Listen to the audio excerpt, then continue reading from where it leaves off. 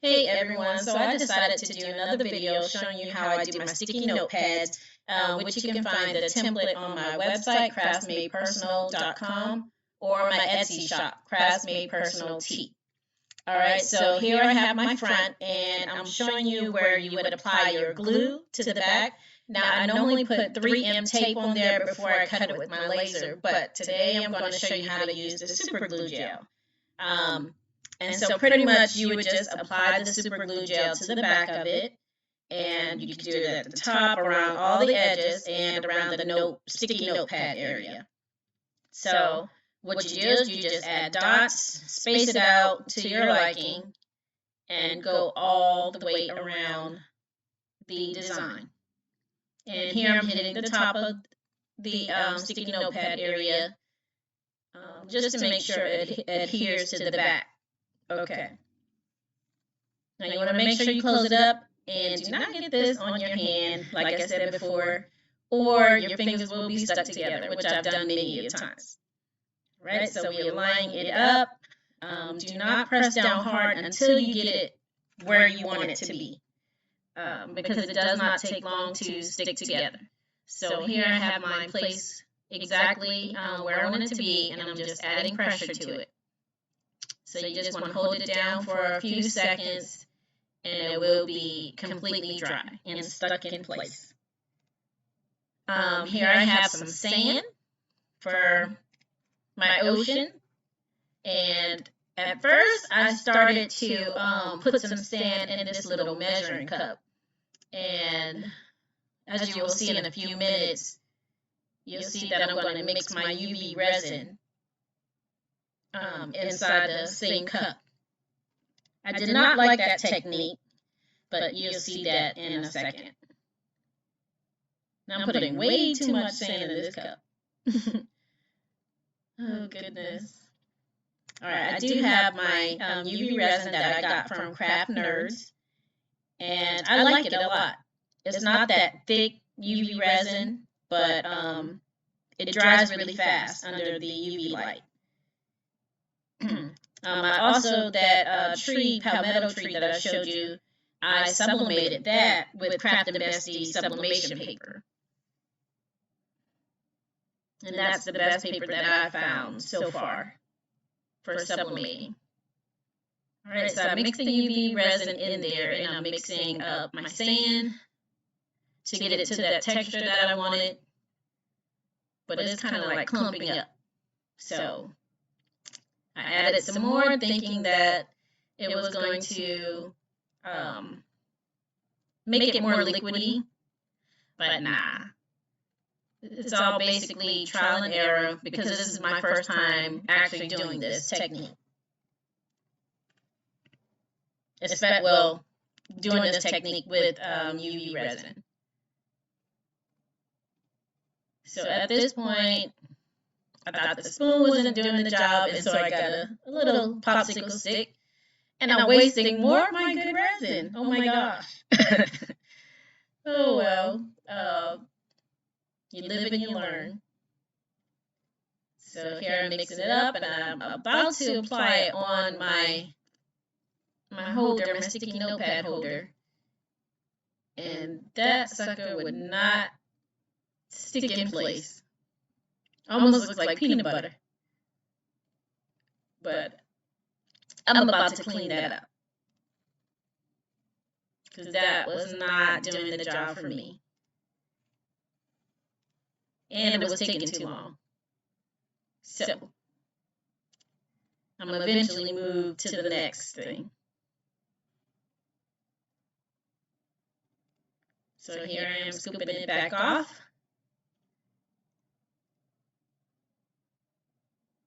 And I'm going to just go ahead and apply that UV resin to the area that I want the sand to be. And I'm going to just spread it out. And it's actually self-leveling. Like, resin is most of the time self-leveling. So once you kind of spread it in an area, it'll fill out the rest itself, according to how much you put on there. So I must have missed the spot, and I'm just adding a little in each of the spots that it didn't get to. And just spreading it out.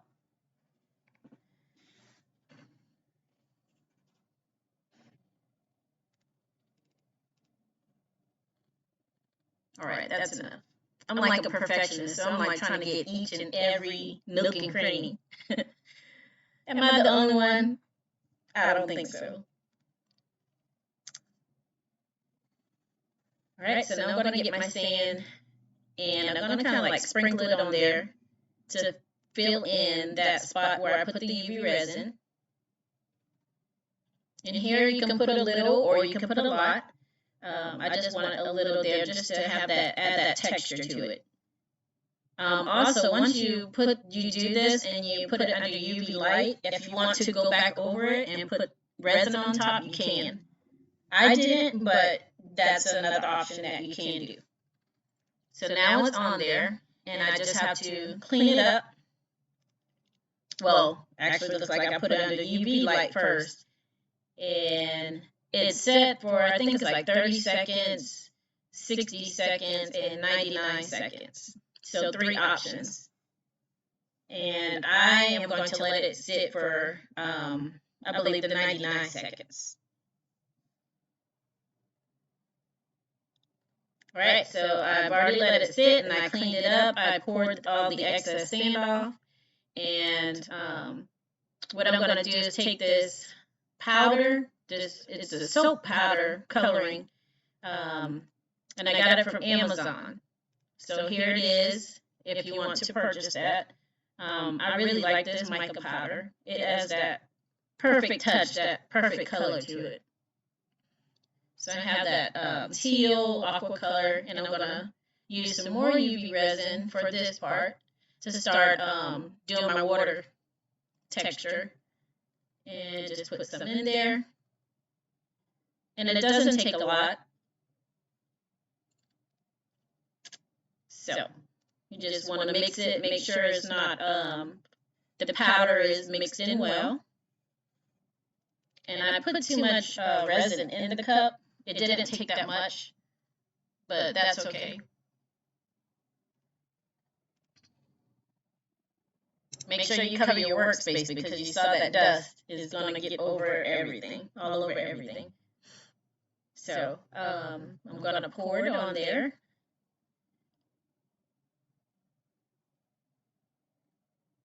And just spread it out.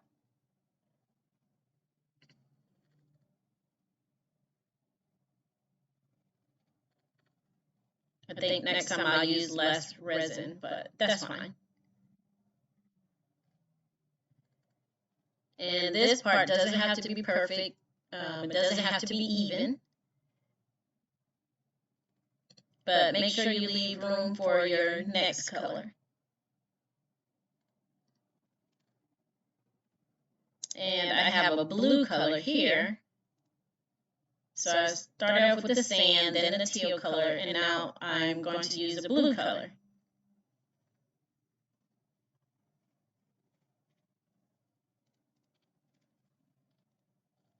Like I said, it only takes a little bit, and it looks like I put a lot in there, but it only takes a little bit of this mica powder.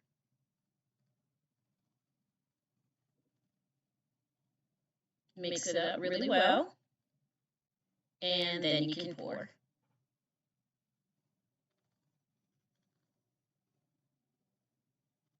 You see how it adds that darker blue compared to the teal color? So you just want different shades of blue. And I would suggest wearing gloves so you don't get it all over your hands like I did. And I don't like messy hands, so I like working with my hands, but I don't like messy hands. All right, so go ahead and spread it out. And I have this tool that I got from Amazon as well. No, maybe Amazon or Joann's. No, I got it from Joann's. I don't know what it's called, though. It's some kind of silicone brush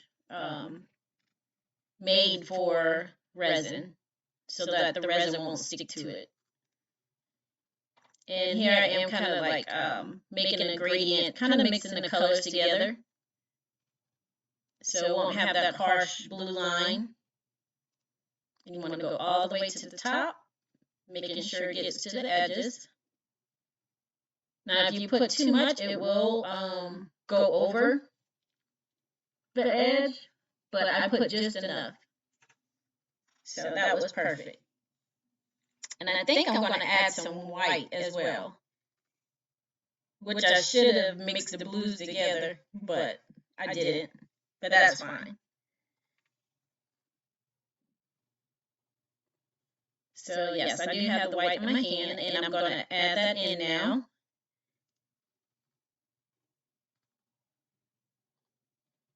Without trying not to make a mess.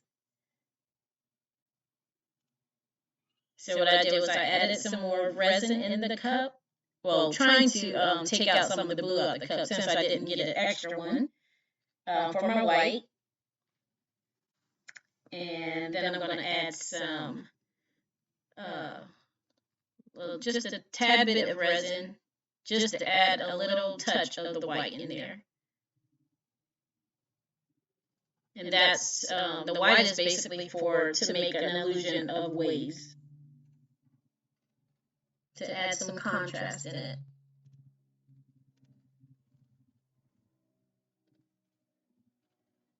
Alright, stir it up. Mustard didn't have enough, so I'm just adding more to it. And this is the thing about art, you can always make it how you want to. It doesn't have to be a certain way because your art is your art. That's a part of you. It's not going to be like anybody else's. And when you make these sticky notepad holders or you do any type of abstract work, no two will come out the same. And that's the beauty of it. God made none of us the same. So no two of us are the same. Even identical twins, they are still different. All right, so I have my my heat gun, and I'm just kind of making the waves, spreading it out. Don't leave it on too long so you don't burn it. And also, the heat gun takes away the bubbles in it. So when you pour it, you'll notice a little bubbles all over the place. The heat gun basically pops all the bubbles. But it also moves around the white paint too. I mean the white color as well. So that's a good way of manipulating when you want to add different colors to it. Now it's going up under my UV light, which I got from Amazon. And I'm going to put it on 99 seconds.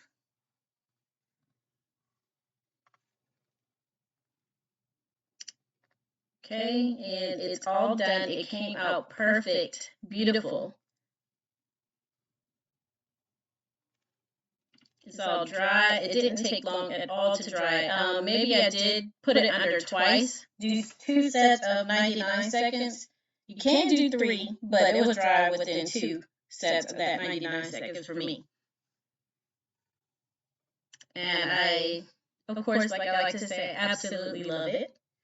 And I wanted to add the our state logo, which is our palmetto tree and our moon. Or I think I was trying to figure out whether I wanted to add the state on there or if I wanted to add the palmetto tree and moon. But the state was too plain for me. It wasn't doing it. It wasn't speaking to me. So I took that off and I put my moon and my tree back on.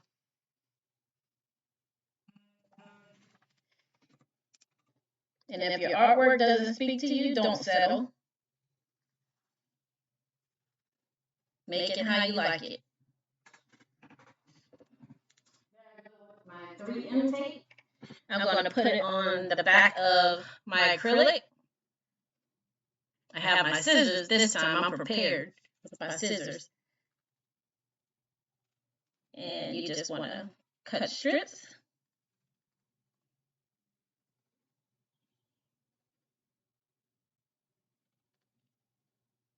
3M tape also came from Amazon.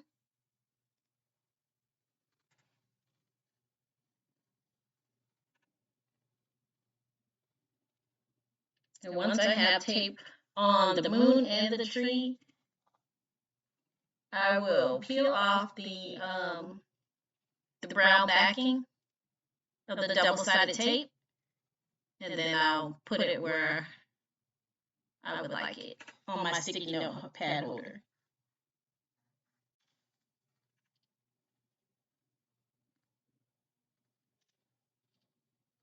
I must have. Oh, I was looking for my my X-Acto knife so I can clean up the tape on the other side, the part that was hanging over.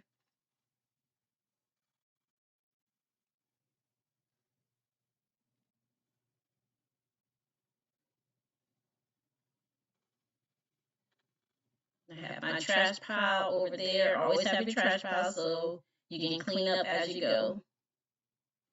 Less work for when you're done.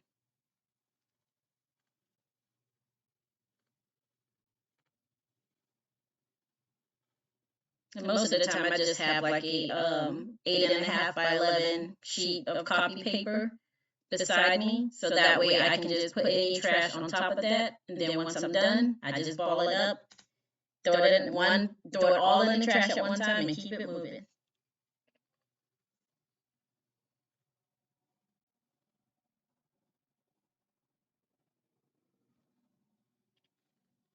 All right, there I am being a perfectionist, trying to make sure I get it cut around the edges properly.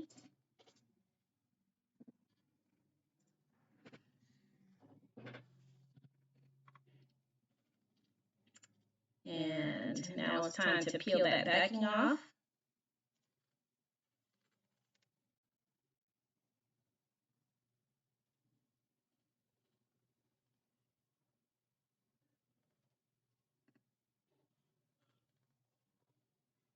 I would like to have my fingernails painted, but since I work so much with my hands, it's always cracking or coming off, peeling off anyway, so I just leave it be.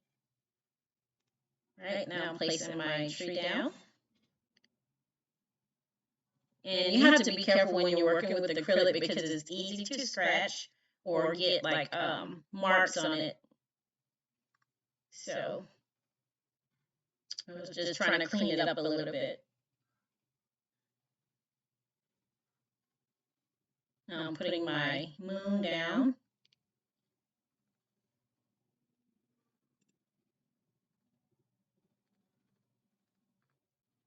As soon as I can get all the tape off. Okay. Got my moon down, and looks like it's all set to me.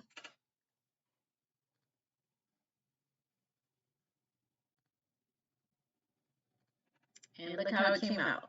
Perfect, just perfect.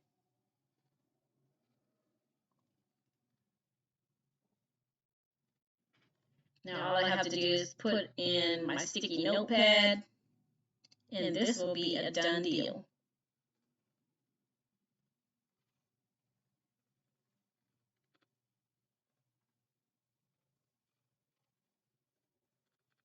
Sticky notepad is right there, and I normally peel off the back and add on that skinny strip of 3M tape because I feel like the back of the sticky notepad isn't strong enough to hold it on, so I just put the 3M tape to add more strength to it. And that's just a preference of mine.